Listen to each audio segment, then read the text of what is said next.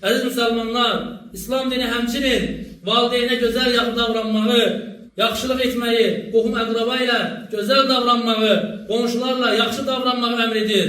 Allah Azze ve Celle buyurur ki: "Va'budullaha ve la tuşriku bihi şey'a." Allah'a ibadet edin, ona hiç ne şerik koşmayın. Ve bil valideyni ihsana ve bizil qurba vel yetama vel mesakini vel cari zil qurba vel cari cunubi ve sahibi bil cembi ve bil semili ve ma meleket eymanukum.